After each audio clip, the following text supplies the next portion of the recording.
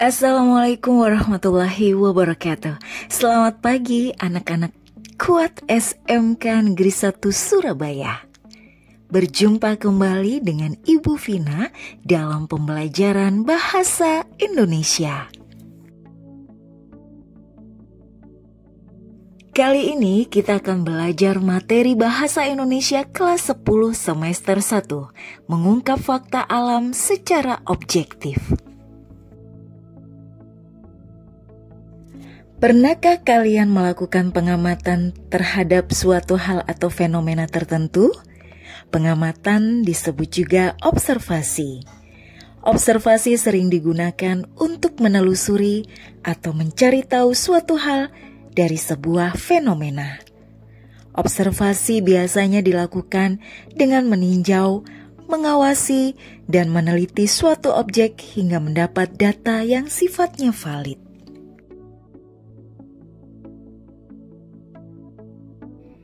Banyak bidang ilmu pengetahuan yang membutuhkan atau sering menggunakan observasi. Proses pengamatan ini bisa dilakukan dengan menggunakan pengamatan langsung, wawancara, dan metode lainnya. Selain mengumpulkan data, observasi dilakukan dengan tujuan mendapatkan sebuah kesimpulan mengenai objek yang diamati. Observasi juga bertujuan untuk menggambarkan sebuah objek dan segala hal yang berhubungan dengan objek yang dikaji. Hasil dari observasi dapat ditulis dalam teks laporan hasil observasi. Bagaimana cara menulis teks laporan hasil observasi? Mari kita pelajari materi berikut ini dengan seksama. Teks laporan hasil observasi menyajikan penjelasan berdasarkan fakta. Fakta tersebut didapatkan dari proses observasi atau pengamatan yang dilakukan penulis sebelum menyusun teks. Teks laporan hasil observasi harus mengandung fakta karena merupakan jenis tulisan yang memuat hasil pengamatan. Jika tidak memuat fakta, sebuah tulisan tidak bisa dikatakan sebagai teks laporan hasil observasi karena bisa jadi isi teksnya didasarkan pada opini penulis atau hasil rekayasa. Selain itu, teks laporan hasil observasi harus mengandung fakta karena tulisannya didasarkan pada apa yang diamati penulis secara nyata. Hasil pengamatan tersebut ditulis dengan tepat dan apa adanya tanpa memuat pendapat atau rekayasa penulis. Membandingkan informasi yang akurat dalam laporan hasil observasi. Teks laporan hasil observasi bersifat informatif, komunikatif, dan objektif. Hal ini berarti isi teks laporan hasil observasi tersebut harus memberikan sebuah informasi yang mudah dipahami oleh pembaca. Setiap informasi yang didapat harus disajikan atau ditulis secara objektif dan sesuai fakta yang sebenarnya, tidak dibuat-buat atau tidak menurut opini penulis, serta dapat dibuktikan kebenarannya. Teks laporan hasil observasi adalah teks yang bertujuan untuk memberikan informasi secara umum tentang sesuatu berdasarkan fakta dari hasil pengamatan yang dilakukan secara langsung. Teks ini pada dasarnya adalah pendeskripsian suatu objek dalam bentuk, ciri, dan sifat umum. Objek yang diamati dalam teks laporan hasil observasi antara lain manusia, hewan, tumbuhan, benda, sosial, budaya, hingga berbagai peristiwa yang terjadi dengan acuan fakta atau kenyataan. Teks laporan hasil observasi memiliki ciri khas yang membuat teks ini berbeda dari teks yang lain. Berikut beberapa ciri tersebut. Yang pertama, isi yang dibahas biasanya berupa ilmu tentang suatu objek atau konsep yang diobservasi. 2. Objek yang dibahas bersifat sangat umum, sehingga menjelaskan ciri umum, kelompok, atau kategori objek yang diobservasi. 3. Bertujuan untuk menjelaskan sesuatu dari sudut pandang ilmu pengetahuan. 4. Objek atau hal yang diobservasi dijelaskan secara sistematis, terperinci, mengulas bagian-bagiannya dan objektif atau sesuai dengan kenyataan. 5. Memerinci objek atau hal yang diobservasi secara sistematis dari sudut pandang ilmu atau saintifik yang biasanya membagi penjabaran menjadi definisi, klasifikasi, dan penjabaran ciri objek. Struktur teks laporan hasil observasi adalah bagian-bagian sebuah teks observasi yang mencirikan teks laporan hasil observasi sehingga dapat membedakannya dengan teks lainnya. Bagian-bagian ini menjabarkan ciri bagian awal, inti, dan penutup teks dalam fungsi komunikasi tertentu. Dalam teks laporan hasil observasi, bagian awal berupa pernyataan umum, bagian inti berupa deskripsi bagian, dan bagian penutup berupa deskripsi manfaat. Mari kita bahas satu persatu. Yang pertama, pernyataan umum atau klasifikasi. Pernyataan umum adalah suatu pernyataan atau definisi umum yang berisi tentang objek yang akan dikaji dan menjelaskan secara garis besar pemahaman tentang hal tersebut. Bagian ini dapat berupa nama Latin, asal-usul, kelas, dan informasi tambahan tentang hal yang dilaporkan. Bagian pernyataan umum memiliki ciri-ciri, yaitu menggunakan istilah dalam bidang ilmu tertentu, menggunakan kata adalah atau merupakan, dan memakai kata yang sebagai pembeda pada kalimat definisi.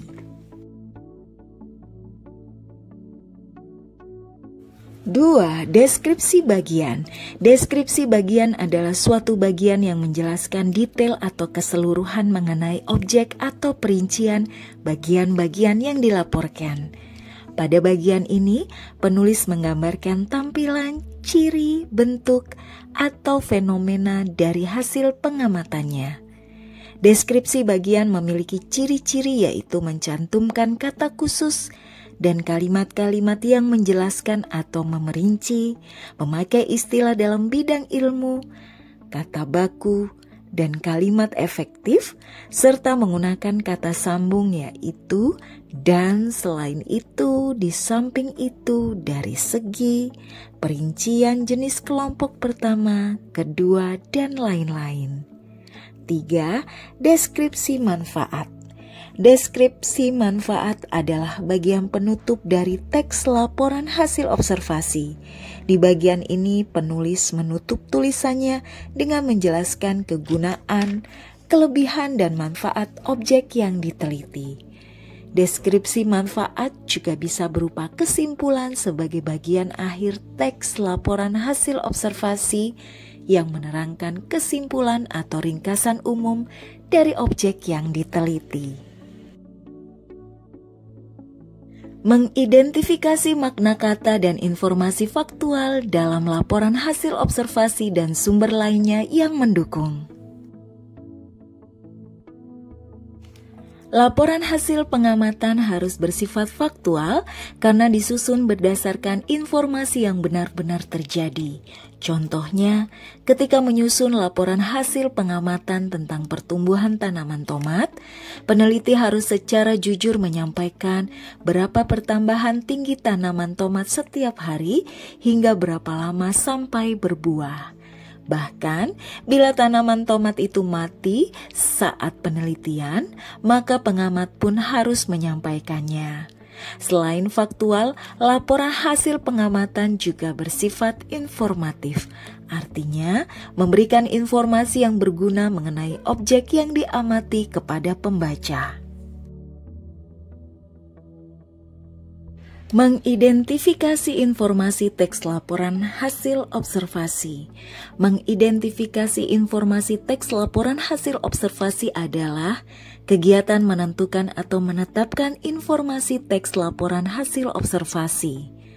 Pokok-pokok informasi teks terangkum dalam rumus pertanyaan 5W+1H. Dalam bahasa Indonesia, Pokok-pokok isi atau informasi itu dapat disingkat dengan adik Simba. Apa, di mana, kapan, siapa, mengapa, dan bagaimana. Adik Simba adalah pertanyaan yang jawabannya dianggap sebagai dasar pengumpulan informasi atau dalam memecahkan masalah. Adik Simba banyak digunakan dalam jurnalisme, dalam hal ini penyusunan berita, penelitian, dan penyidikan. Adik Simba menjadi kerangka dalam menyusun laporan terkait subjek. Menurut landasan adik Simba, suatu laporan dapat dianggap lengkap bila dapat menjawab pertanyaan yang menggunakan kata tanya berikut ini. Apa atau what peristiwanya? Di mana atau where terjadinya peristiwa itu? Kapan atau when terjadinya peristiwa itu? Siapa atau who yang mengalami peristiwa itu? Mengapa atau why peristiwa itu terjadi? Bagaimana atau how proses peristiwanya? Membandingkan informasi teks laporan hasil observasi dengan teks eksplanasi. Hal yang harus dilakukan ketika membandingkan informasi teks laporan hasil observasi dengan teks eksplanasi. Sebelum membaca, 1. Menuliskan judul teks yang akan kalian baca. 2. Menuliskan pertanyaan berdasarkan kata tanya adik Simba yang muncul saat kalian membaca judul teks. 2. Setelah membaca. Yang pertama, menukarkan pertanyaan yang kalian buat dengan teman semeja. 2. Menjawab pertanyaan berdasarkan pertanyaan teman kalian. 3. Menuliskan informasi penting dari jawaban tersebut. 4. Membuat ringkasan dari setiap paragraf dalam teks. Apa yang dimaksud teks eksplanasi? Teks eksplanasi adalah teks yang berisi tentang proses mengapa dan bagaimana kejadian-kejadian alam, sosial, ilmu pengetahuan, budaya, dan lainnya dapat terjadi. Suatu kejadian, baik itu kejadian alam maupun kejadian sosial yang terjadi di sekitar, selalu memiliki hubungan sebab, akibat, dan proses. Mencari makna kata dalam teks laporan hasil observasi. Sebagai laporan hasil kegiatan ilmiah, teks laporan hasil observasi menggunakan kata-kata ilmiah. Kata ilmiah merupakan kata yang biasa digunakan oleh kalangan tertentu dalam situasi tertentu pula, seperti penulisan karya ilmiah dan pertemuan resmi atau ilmiah.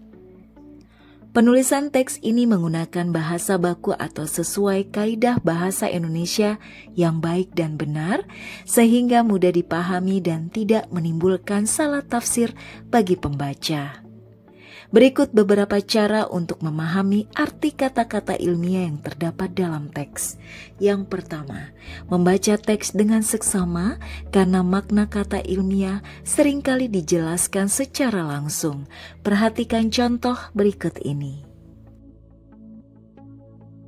2. Makna kata juga sering dijelaskan secara tidak langsung. Perhatikan contoh berikut ini.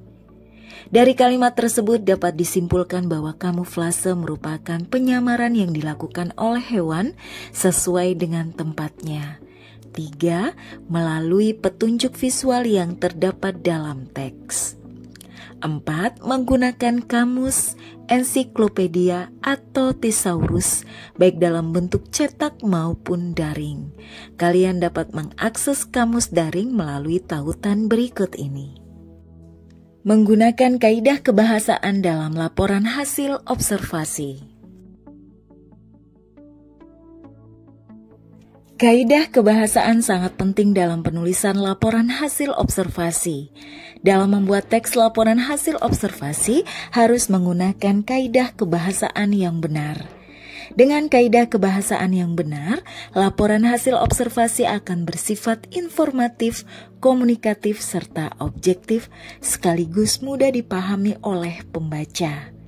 Oleh sebab itu, penggunaan kaidah kebahasaan akan sangat membantu penyusunan laporan yang lebih informatif. Adapun kaidah kebahasaan dalam penulisan teks laporan hasil observasi sebagai berikut. Yang pertama, menggunakan kalimat definisi dan kalimat deskriptif. 1. Kalimat definisi. Kalimat definisi adalah kalimat yang memberi penjelasan umum tentang suatu benda, hal, aktivitas, dan lain-lain. Menurut Kamus Besar Bahasa Indonesia, definisi adalah kalimat yang menggunakan makna, keterangan, atau ciri utama dari orang, benda, proses, atau aktivitas. Oleh sebab itu, kalimat definisi sering menggunakan kata adalah, merupakan, dan yaitu. Dengan memasukkan kata tersebut, maka kalimat yang dibuat bisa menjelaskan definisi maksud atau arti dari objek. Umumnya, penggunaan kalimat definisi dalam teks laporan merujuk pada istilah teknis atau ilmiah yang berkaitan dengan bidang tertentu.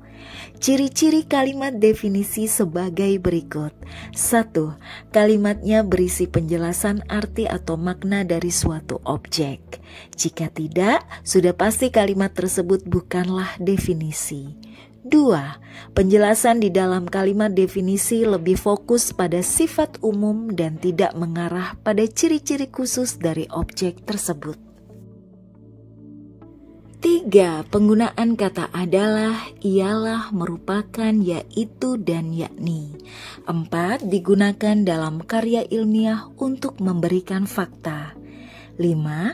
Ketika kalimat dibalik yaitu objek berada di akhir kalimat, maka makna dan arti dari kalimat tersebut tidak berubah. Perhatikan contoh berikut ini. 2. Kalimat deskripsi.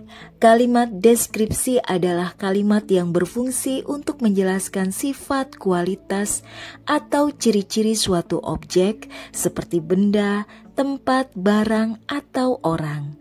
Kalimat deskripsi biasanya menggunakan bahasa yang sederhana serta menjelaskan secara detail sehingga memudahkan pembaca untuk membayangkan dan merasakan suasana dari objek yang dideskripsikan.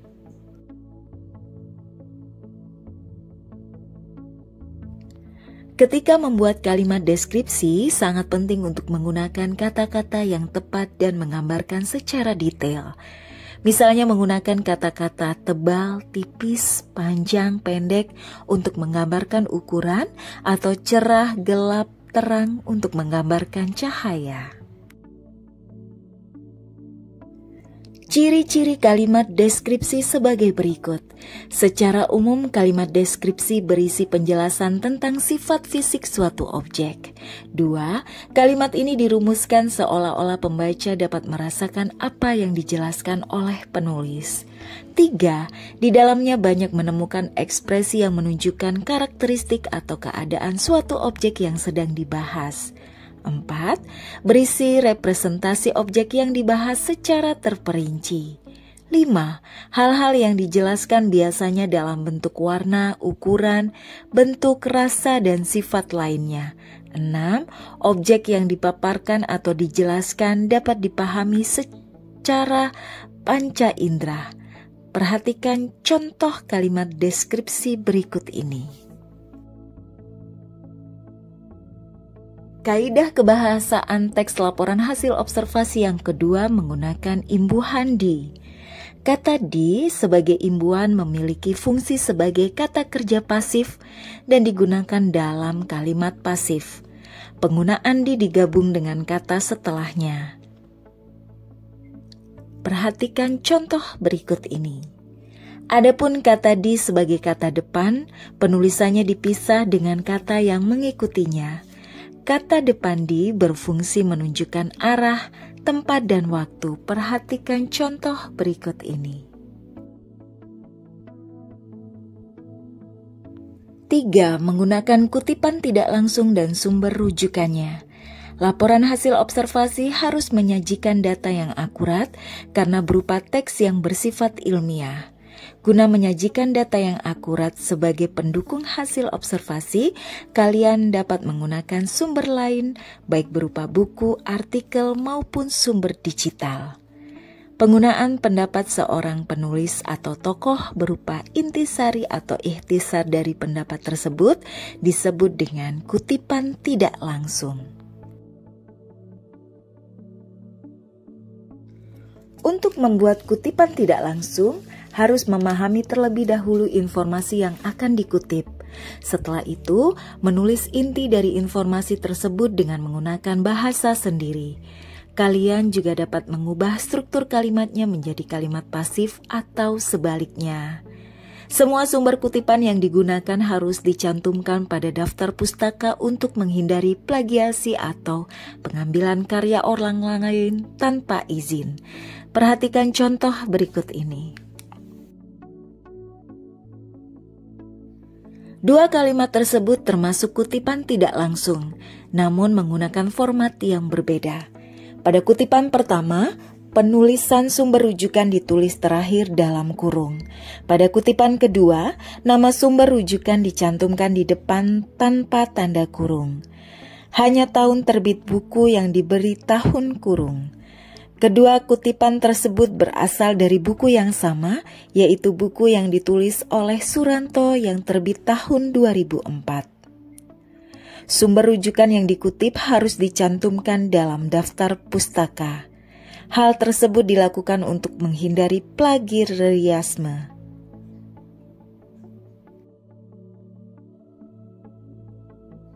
Menulis laporan hasil observasi yang objektif. Dalam penulisan laporan hasil observasi, informasi yang disampaikan harus sistematis, terstruktur, serta objektif. Informasi dalam teks laporan observasi harus objektif karena hasilnya harus sesuai dengan fakta yang sebenarnya. Teks laporan tersebut harus berisi fakta dan tidak dipengaruhi oleh pendapat atau pandangan pribadi penulis.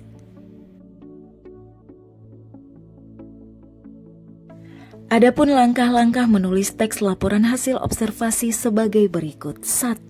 Menentukan objek yang ingin diamati. Langkah pertama yang harus dilakukan adalah menentukan objek yang ingin diamati. Objek ini bisa bermacam-macam sesuai tema yang ditentukan. Oleh sebab itu, objek pada teks laporan hasil observasi harus jelas terlebih dahulu, berupa benda, tempat, atau peristiwa. 2. Mengumpulkan informasi tentang objek. Langkah berikutnya, kalian bisa langsung mengumpulkan informasi sebanyak-banyaknya tentang objek yang sudah dipilih. Sebaiknya kalian melakukan pengamatan secara langsung terhadap objek tersebut agar tidak terjadi penyimpangan informasi. Sesuai namanya yaitu observasi yang berarti pengamatan, kalian harus melakukan pengamatan terlebih dahulu lalu melaporkannya ke dalam bentuk teks. Pada bagian ini berbagai macam informasi yang dikumpulkan bisa kalian gunakan sebagai pendukung sebuah observasi. Kalian juga harus menentukan metode atau teknik yang digunakan untuk meneliti.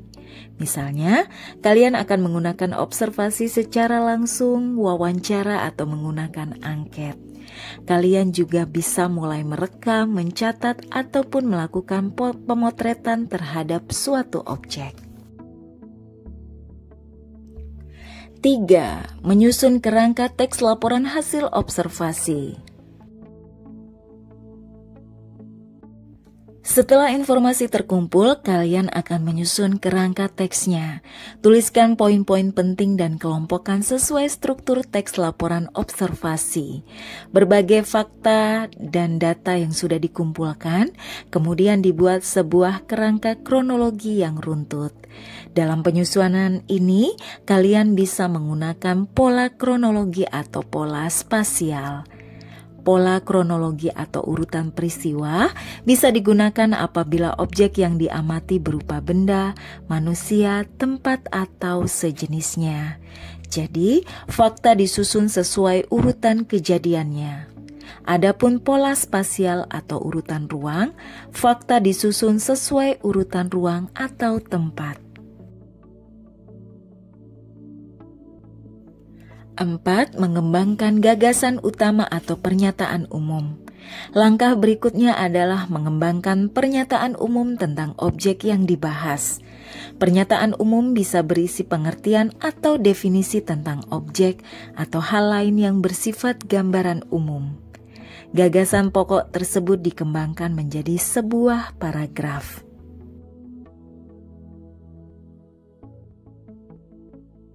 Gagasan pokok setiap wacana mungkin terletak di awal, akhir atau awal dan akhir paragraf.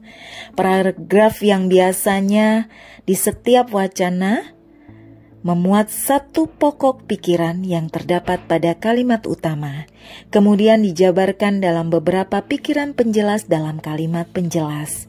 Berdasarkan letak gagasan utamanya, paragraf dibedakan menjadi paragraf deduktif, induktif, dan campuran. Mari kita bahas satu persatu. Yang pertama, paragraf deduktif, yaitu paragraf yang gagasan utamanya terletak di awal paragraf, kemudian dijabarkan dengan beberapa kalimat penjelas yang berada di bagian akhir. 2. Paragraf induktif, yaitu paragraf yang letak gagasan utamanya berada di akhir paragraf. Gagasan penjelas dalam beberapa kalimat penjelas diungkapkan di awal, baru menuju ke gagasan utamanya. 3. Paragraf campuran, yaitu paragraf yang diawali dengan menggunakan kalimat utama, kemudian didukung oleh kalimat penjelas, dan diakhiri kesimpulan pada akhir paragraf. Dengan kata lain, paragraf ini memiliki 2 kalimat utama. 5. Menjabarkan aspek yang dilaporkan. Selanjutnya, jabarkan tiap definisi bagian secara jelas dan terperinci. Pastikan bagian-bagian yang dijelaskan sesuai hasil pengamatan yang dilakukan di tahap 1 dan 2. Jangan sampai kalian mengarang informasi atau mengubah fakta yang ada. 6. Memperbaiki hasil laporan. Langkah terakhir, teliti lagi hasil laporan yang sudah kalian buat, mulai dari pernyataan umum sampai definisi bagian. Segera perbaiki jika menemukan kesalahan ejaan atau kalimat yang tidak tepat pada teks laporan hasil observasi kalian. Menyajikan laporan hasil observasi dalam bentuk buku tempel. Laporan hasil observasi dapat dikemas dengan konsep yang lebih menarik, yaitu dibuat dalam bentuk buku tempel atau scrapbooks. Scrapbook adalah seni menempel foto atau gambar di media kertas dan menghiasnya sehingga menghasilkan karya yang kreatif. Penyajian dalam bentuk ini selain untuk membuat laporan menjadi lebih menarik, dibaca juga menjadi semacam sesuatu yang patut dikenang atau memorabilia. Scrapbook dapat dipublikasikan secara digital di berbagai media sosial, blog, ataupun situs sekolah. Bahkan, proses pembuatan scrapbook berupa video juga dapat diunggah dalam berbagai kanal digital. Mempresentasikan laporan hasil observasi. Penelitian merupakan kegiatan mengamati suatu objek untuk menemukan, menafsirkan, dan merevisi fakta-fakta terkait objek yang diamati tersebut. Penelitian merupakan bagian dari kegiatan ilmiah yang dilakukan dengan metode ilmiah. Sebuah penelitian hasilnya akan dipublikasikan kepada khalayak, biasanya melalui makalah atau artikel ilmiah. Bisa juga dalam bentuk laporan skripsi, tesis, atau disertasi. Hasil penelitian ini kemudian dipresentasikan kepada masyarakat. Presentasi adalah suatu kegiatan berbicara di hadapan banyak hadirin. Presentasi merupakan kegiatan pengajuan suatu topik, pendapat, atau informasi kepada orang lain. Presentasi harus dilakukan dengan baik agar informasi dapat diterima oleh pendengar tanpa ada miskomunikasi. Terdapat beberapa hal yang perlu diperhatikan dalam melakukan presentasi. Salah satunya adalah mengatur intonasi saat penyampaian materi presentasi. Penggunaan intonasi yang tepat akan membuat presentasi yang dilakukan menjadi lebih menarik. Intonasi merupakan tinggi rendahnya suatu nada pada kalimat yang memberikan penekanan dalam kata-kata tertentu di suatu kalimat atau disebut lagu kalimat. Dengan menggunakan intonasi, kalian bisa mengetahui tinggi rendahnya kata-kata yang akan diucapkan secara baik. Intonasi merupakan gabungan beberapa faktor yang berpengaruh pada pengucapan suatu kalimat, yaitu tekanan nada, jeda, dan tempo. Intonasi kalimat terdiri atas tinggi dan rendahnya lagu serta lemah dan kerasnya intonasi. Pada saat melakukan presentasi, intonasi saat berbicara penting untuk diperhatikan. Hal ini dikarenakan jelas atau tidaknya kalimat yang diucapkan sangat berpengaruh terhadap pemahaman pesan yang diterima oleh audiensi. Berikut beberapa hal yang dapat dilakukan untuk mengatur intonasi saat presentasi. 1. Menguasai intonasi dan nada suara. Orang yang berbicara dengan suara datar dan tidak menggunakan variasi nada akan membuat banyak orang tidak berminat dengan apa yang sedang disampaikan. Hindarilah suara datar yang membuat orang lain tidak berminat untuk mendengarkan presentasi kalian. 2. Memperhatikan volume suara. Jangan bersuara terlalu lembut atau terlalu keras. Pastikan suara Anda terdengar oleh semua orang di ruangan. Jika ada banyak orang di dalam ruangan tersebut, berbicaralah dengan keras dan lantang untuk memastikan semua orang mendengar dengan jelas. Jika hanya sedikit orang dan berbicara di ruangan yang tidak terlalu besar, sebaiknya kalian melembutkan suara. Tujuan utama dari menyesuaikan volume suara adalah memastikan orang-orang mendengar suara kalian dengan nyaman. 3. Memberikan penekanan untuk setiap kalimat yang jeda diucapkan. saat berbicara. Penekanan Memberikan sangat jeda penting untuk setiap setiap kalimat kalimat yang sedang akan berbicara. kalian ucapkan Penekanan pada bisa suatu memberikan kata efek bisa yang luar mengubah biasa makna kepada yang orang yang kalian mendengarkan. sampaikan. Jeda yang atas kalian suatu berikan kalimat. bisa memberikan waktu kepada pendengar untuk mempertimbangkan yang sedang diucapkan. Hal terpenting yang perlu dilakukan adalah pastikan untuk tidak terburu-buru dengan presentasi. Presentasi yang Anda lakukan biasanya di hadapan banyak orang. 5. Emosi dan ekspresi saat sedang berbicara. Mengekspresikan emosi saat sedang berbicara merupakan hal yang sangat wajar dilakukan. Kalian harus memperhatikan bahwa ekspresi yang diberikan sesuai present.